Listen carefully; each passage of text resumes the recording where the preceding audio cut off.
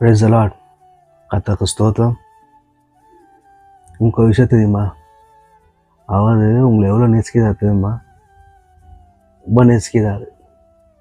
இந்த வருஷம் இப்போ நான் உங்களுக்கு காமிக்கிறேன். அந்த வருஷம் நீங்கள் பார்த்தீங்கன்னாக்கா அவர் உங்களை எவ்வளோ நேசிக்கிறாருன்னு சொல்லிட்டு உங்களுக்கு தெரியும். பார்க்கலாமா? Psalms 46:1. Psalms 46:1.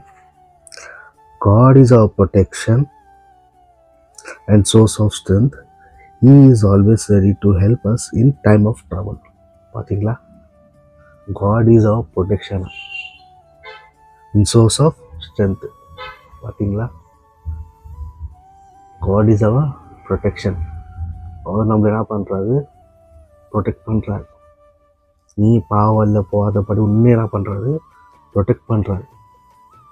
ஆனால் நீ என்ன பண்ணுற? நல்லா யோசி. கீழே படிச்சிங்கன்னா பார்த்தீங்கன்னா he is always ready. பார்த்தீங்களா? Ready. he is always ready to help in time of trouble. பார்த்தீங்களா? அவர் ரெடியாக நமக்கு ஹெல்ப் பண்ணுறதுக்கு.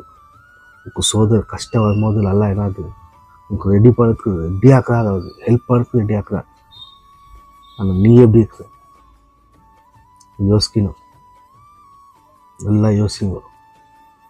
இந்த வசனத்தை என்ன பண்ணுங்க? படிச்சுட்டு நல்லா யோசிங்க. தியானிச்சுட்டு யோசிங்க. நம்ம எவ்வளோவா ப்ரொடெக்ட் பண்ணுறாரு. 2026 இது வரைக்கும் இந்த நாள் வரைக்கும் நம்ம என்ன பண்ணுறாரு? வழி நடத்துகிறாரு. இப்படி ப்ரொடெக்ட் பண்ணுறாரு. நீ அவருக்காக நீ என்ன செஞ்ச? கொஞ்சம் நல்லா யோசிக்கணும். முக்கியமாக வாலிப பிள்ளைங்க, யூத்து, பாவ வாலிய போகிறீங்களா? போகக்கூடாது. கெட்ட சிந்தனைகள் வருதா? வரக்கூடாது. பிசாசு என்ன பண்ணுங்க? விட்டு தள்ளுங்க. அவனோட வார்த்தை என்ன பண்ணுங்க? தியானிங்க. புரியுதா? நேசிங்க. அவரை மட்டும் என்ன பண்ணணும்? நேசிக்கணும். லவ் பண்ணணும். என்னன்றது பார்த்தீங்களா? God is our protection, the source of strength. எந்த தீங்கு வந்தாலும் நம்ம ப்ரொடெக்ட் பண்ணுறாரு.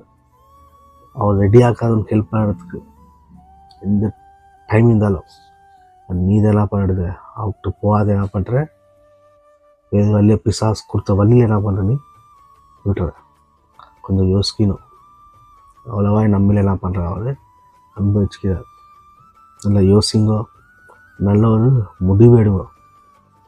அந்த ஒரே ஹீரோ நேசிக்கிறீங்களே, இப்போ நானும் உன் வழியில் என்ன பண்ணலான்னு நடக்குதுன்னு சொல்லிட்டு நல்ல ஒரு முடிவு எடுங்க. தேவன் உங்களை ஆசீர்வதிப்பார்.